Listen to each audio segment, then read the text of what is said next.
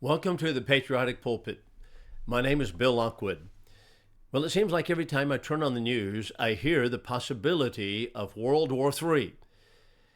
It used to be that we didn't hear much talk about World War III, but even now on Fox News, I'm hearing that World War III might be a distinct possibility.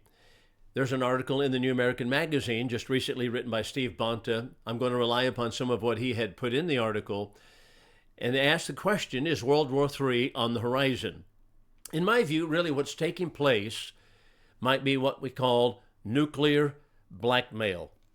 That is blackmail to force the United States to enter into global conflict. There are many people who are internationalists, globalists in Congress and in the mainstream media who wish for nothing but that United States be involved in a global conflict or in continual wars, particularly in the Middle East and in Iran.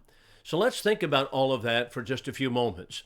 The American foreign policy, just in a broad view here, the American foreign policy, I beg you to consider, has been inimical to American interests for almost 100 years at this particular point. Not only is it the case that it was for the assistance of America that China went communist. You can read the book.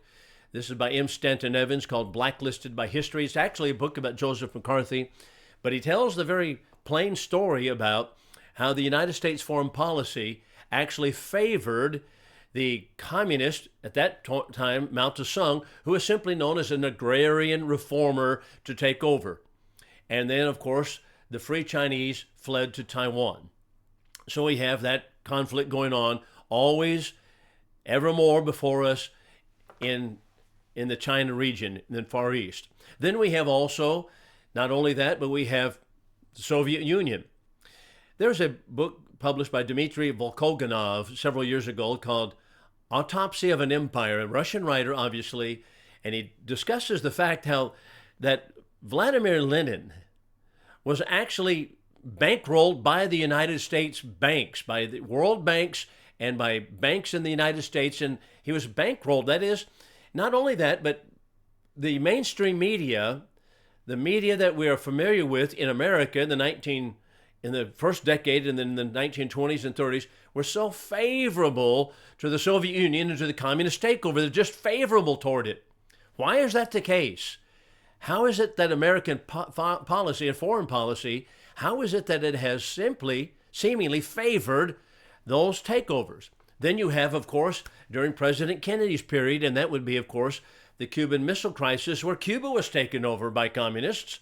And that was right here on our doorstep, 90 miles off the shoreline of Florida. Then you have also the 1970s, which gets really down to today, the takeover of Iran by the mullahs, and that is by Islamic terrorists. So all of that was incidentally, that was favored by Jimmy Carter's administration. And our foreign policy in that case, we'll talk about that at the last of it, but in that time, our foreign policy favored the removal of the Shah and the replacement of him by the mullahs of Islam. So that's how our foreign policy has been crafted. It's interesting that I hear on the television always talking about Iran, and for the last 40 years, here's something that they don't talk about, and that is, what was it that caused the Shah, who was our friend, to be removed and replaced by Islamist hardliners? What was it that caused that, and what was the reaction in America when the Shah was our friend? And what was the Democratic Party doing, such as the Ted Kennedys of the world at that time? It's almost like talking about apartheid in South Africa. By the way, there's another case. We just insisted that the white-controlled government get rid of, or that it be gotten rid of, and that it be turned over to the people that are natives there. Well, what's happening? Well, we're seeing exactly the same thing. Communist takeover. So what we have really in all of this, in my estimation, is nuclear blackmail. So let's talk about a couple of things here. For example, just in the last few days, this is from May 7th, we have the India-Pakistan war. So India and Pakistan went to war. Indian forces unleashed a barrage of missiles against targets in Pakistan. That was a reprisal, they said, for the bloody terrorist attack on Indian tourists that was in Kashmir. So after several days of fighting and trading missiles back and forth, then you have a sudden ceasefire and the insertion of Donald Trump. Now here we have something pretty interesting, and that is Donald Trump, having previously declared that the conflict was none of our business. He announced hastily a negotiated ceasefire, and India and Pakistan both backed off. Now, I am favorable to Donald Trump, but I am not favorable to inserting ourselves everywhere in the world regarding the wars that are taking place. This was India and Pakistan, and we inserted ourselves into that war. Now, why do I say we inserted ourselves? I want you to listen to this. This is according to one of the Indian military officials, and this was following the precise Indian military strikes under what were they called? Operation Sindoor. Pakistan convened its National Command Authority, the body responsible for the nuclear arsenal, and during the meeting, the Pakistan Army Chief, General Asim Munir, reportedly told Marco Rubio about Islamabad's intent to, quote, press the nuclear button if the situation continued to spiral. Now, this veiled threat was a calculated strategy to trigger U.S. intervention. And within hours of that meeting, calls were made to New Delhi and a ceasefire was hastily announced, ending over 100 hours of military action between the two nuclear-armed neighbors. So both India and Pakistan, nuclear-armed, and they stopped, apparently because Donald Trump, after he said he was not going to insert himself into it, it's none of our business, he did insert himself. And that was because, in my estimation, they said, well, according to their own statement, we were going to press the nuclear button, and at that point, we jump right into it. What is that? That is what I call nuclear blackmail. Nuclear blackmail is what's caused our insertion into that conflict. Then you have, in the Soviet Union, you have exactly the same thing. Nuclear-armed Soviet Union, actually Russia today. Putin been threatening Europe with nuclear annihilation. So you have Putin, Russia versus Ukraine, and the nuclear holocaust that is right around the corner. Then you have North Korea, periodically promising to unleash nuclear holocaust against South Korea if they're provoked. It is interesting also, in my introduction, I didn't mention this, but even South Korea versus North Korea, that was American foreign policy decision to allow North Korea to go to the communists. Now, why have we done that? Why has our foreign policy been so tilted that way? We'll talk about that in a moment.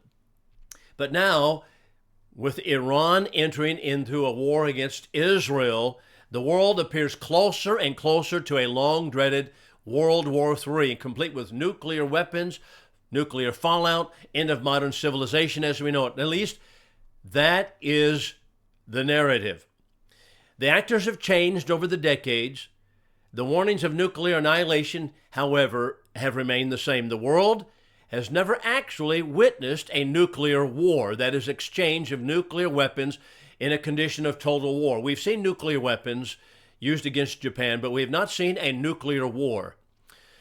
So here's a philosopher from 1947, a globalist who was and became a friend of William Buckley and an influencer in politics in America. His name is James Burnham. James Burnham, in a book called The Struggle for the World, argues the need to establish a world empire, and he wanted it along American Federalist lines. Now, I want you to listen to what he has to say. The communist plan, this is his statement, quote, the communist plan for the solution of the world crisis is the World Federation of Soviet Socialist Republic. That is, the communist world empire.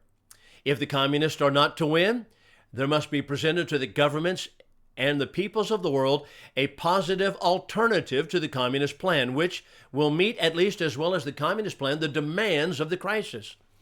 Mankind will not accept as a substitute for the communist empire simply nothing.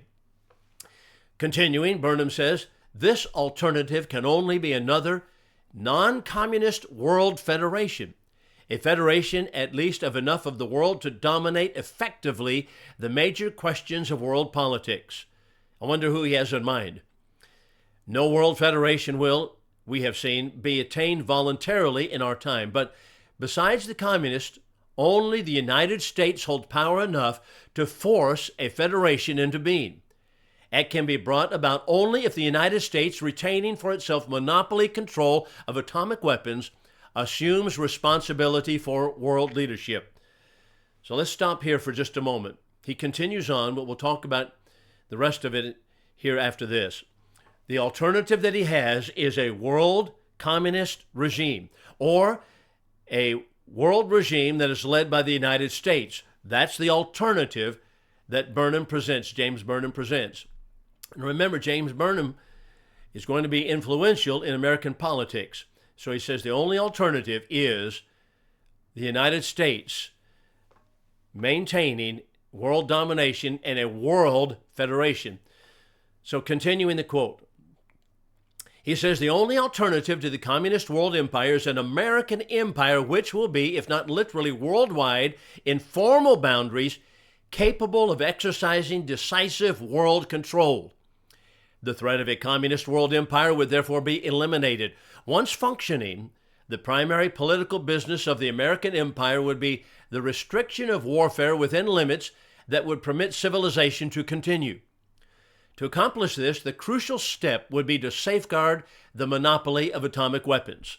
Oh, now we're getting to what's happening right now when Donald Trump tells the world that Iran cannot have a nuclear weapon. Burnham continues, quote, there would have to be continuous assurance against possession of atomic weapons or their means of manufacture by two or more rival centers. There would have always to be one and only one control, end of quote. All right, so what he basically says, there must be an American World Federation empire. In other words, the same thing as the United Nations preaches, there must be a global, globe-trotting American empire that will allow or disallow countries to have nuclear weapons. Now, of course, that will only work against some of the weaker countries such as Iran. Regarding China, we have assisted China immensely in its growth and even in the attaining of nuclear weapons. We've assisted them to all of these things that communists we have done. But when it comes to globe-trotting, and here's the unspoken word, paid for by American taxpayer dollars, we're going to go stop Iran from having a nuclear weapon. I question that. I believe that we are seeing actually what we might be calling, or what I call simply, nuclear blackmail. The goal of a global monopoly over nuclear weapons yet to be accomplished, and many other countries have acquired nukes since Burnham's book was published. But it needs to be pointed out that Burnham's globalist establishment credentials were impeccable. He wanted a global government, a prominent Trotskyite radical as a young man. Burnham resigned from the American Marxist movement in 1940, just in time to enlist his energies at the OSS, that's the CIA predecessor, following a recommendation from American diplomat George Kennan. And he was an expert in psychological warfare. So Burnham allied himself with William Buckley, one of the co-founders of the National Review. So World War III, I believe, is a globalist strategy. That is the threat. It is a blackmail threat, globalist strategy to bring us into an international world order. And what do we have with Donald Trump? Donald Trump is America first.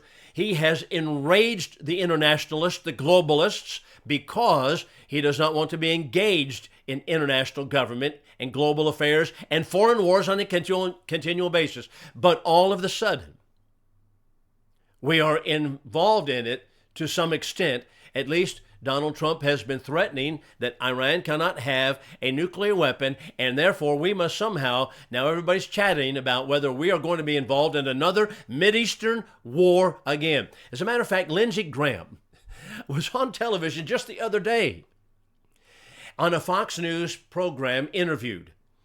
And the question was, well, what after this, and what's going to come if we go get involved and we take out the mullah in Iran and so forth, and the Khomeini? What happens then? He said, well, I don't know, but he says what's going to be worse is if we allow it to stay.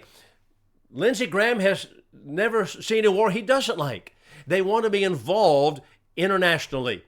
They are not America first. Lindsey Graham is not. So internationalists of James Burnham's day, William Buckley's day, and our day tell us, number one, a world empire is inevitable, but it's far better to create a Western American-centered type of world empire.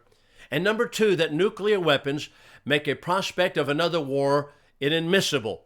So therefore, we must somehow be a globe-trotting policeman and go around the world and make sure who has and who does not have nuclear weapons. Ladies and gentlemen, I deny that scenario. I actually believe that it is nuclear blackmail. It is simply an effort by internationalists to drive us into international involvement on a continual basis. Now, I am not saying that global or nuclear weapons on a global scale, or nuclear weapons on any scale, is not horrific and not a horrific crime and not horrific as far as war is concerned. Nuclear war, of course, would be absolutely horrific. However, it is the case that this is, I believe, a psychological weapon. A psychological weapon primarily. G. Edward Griffin said long ago, without a doubt, the atomic bomb is the most powerful weapon in the communist arsenal. But it is a psychological weapon, not a military one. Under the constant threat of nuclear annihilation, we've accepted concessions, compromises, defeats one after another, which would have been unthinkable without that specter of a giant mushroom cloud fixed deep in our subconscious. That is exactly right. And that is to say that our best defense in an America First strategy is to be armed ourselves and have the strongest military, willing to use it in the defense of our own interest. But as far as being involved in another Mideast war, I do not believe that we should do that. It is nuclear blackmail. Now, someone may say, well, what about Iran? What about Iran? Interesting that you might bring that up. Iran actually is the way that it is because the Democratic presidential administration of Jimmy Carter and our foreign policy, follow this, gave Iran to the hardline Muslims, the Shias. They gave it to them. Mohammad Reza Pahlavi was the Shah of Iran from 1941 to 1979. He had a constitutional monarchy. Here's a book that I suggest anybody read, if you can still get it. It is by Hussein Nahavandi, called The Last Shah of Iran. I read it several years ago. It's a thoroughly engrossing read. He quotes also Du Barrier, a French journalist. James Perloff has also helped, an American journalist, to put the material together. So what has taken place, basically the bottom line, is the Shah was betrayed by the United States, even though the Shah was our friend. He was a friend of the United States. They had many foreign exchange students, and yet we betrayed him, and we helped give Iran back, or we helped give Iran to the Muslim hardliners. So Hussein Nahavandi, one of the Shah's ministers, closest advisors, wrote the book, and he says this, quote, "We now know that the idea of deposing the Shah was broached continually from the mid-70s on in the National Security Council in Washington by Henry Kissinger, whom the Shah thought of as a firm friend." Now, how do you like that? Here we have the Shah talked about being deposed in the halls, or rather in the conference rooms of the White House with Richard Nixon, as well as, of course, primarily Henry Kissinger. Kissinger epitomized the American establishment. He was the Lindsey Graham of that day.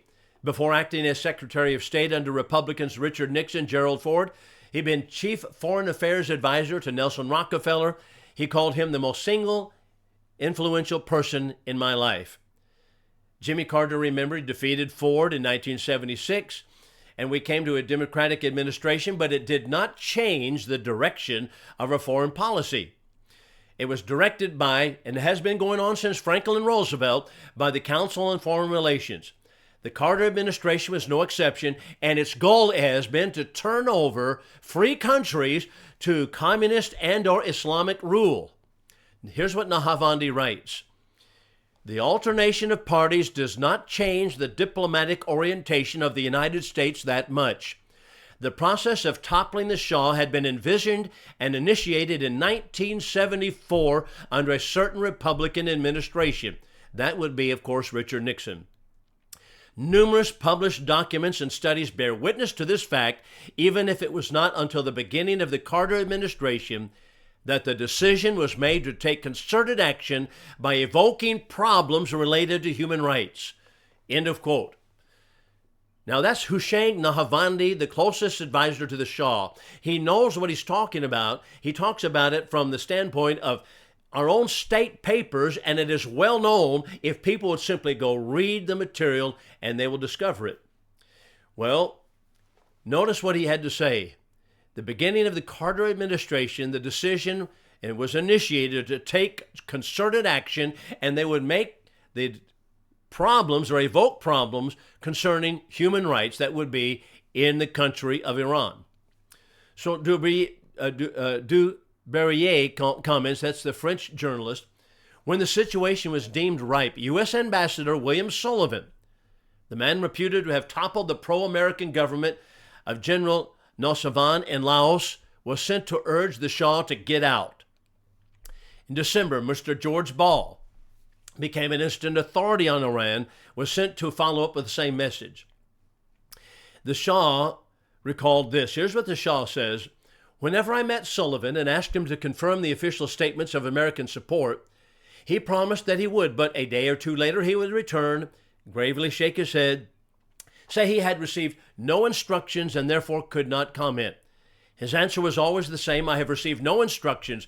This rote answer had been given me since early September 78, and I would continue to hear it until the day I left the country. So all of these players, whether it be George Ball, William Sullivan, we have at home the Ted Kennedys of the world who now started on the campaign with Jimmy Carter talking about the human rights that are being violated in Iran. We've got to get rid of the Shah. We've got to get rid of the Shah. And the press, the mainstream media, ginned up support in among the American people that the Shah is a bad man. We've got to get rid of him. And so what do we have? We have gotten rid of the Shah. We helped get rid of the Shah. Jimmy Carter got rid of him. And now what do we have? Now we have the world's #1 sponsor of terror. That is our foreign policy. I tell you, I do not trust the American internationalists that are driving the foreign policy that in this case, at least in my view, have also pulled the strings on Donald Trump, and now we are going to be involved, apparently, in another Mideast war. I am against all of it. I mentioned Ted Kennedy. Ted Kennedy, Nahavandi, this is Hussein Nahavandi wrote this. In the 1981 interview, he spoke this regarding Ted Kennedy. He said, we must not forget the venom which, with Ted Kennedy, ranted against the Shah, nor that on December 7th, 1977, the Kennedy family financed a so-called Committee for the Defense of Liberties and Rights of Man in Tehran, which was nothing but a headquarters for revolution. They sponsored revolution in a foreign country. That's the Democratic Party. That's what's going on. We see it on the streets of Los Angeles, right here in America. The Democratic Party, aligned with communist organizations, bringing chaos to American cities, just as we've done in foreign countries. Now that's what happened, and we kicked the Shah out. Nahavandi makes a statement, I remember later in the book, he says, we kicked him out. The Americans kicked him out like a dead mouse. And we turned it over. Matter of fact, the CIA helped in some, in a particular place in France. We helped protect the Shah, or not the Shah, but we helped protect the Muslims that would come in and take over. That is such a sad story. You can read it from Hussein Nahavandi in The Last Shah of Iran. But the point of all of this is the following. I don't trust our foreign policy driven by internationalists such as the Council on Foreign Relations, and I am certainly wary of getting into another war, an endless war, which is what always the internationalists such as the Lindsey Grahams want us to be involved in. We can't fund another war. We don't have the money to do it. We're already in debt, $36 trillion. We cannot be in another foreign war. And the war now is taking place, partly responsible to the Council on Foreign Relations, the foreign policy of the internationalists in America that have driven our government so long. Let's stay out of this war. Hopefully there will not be a World War III.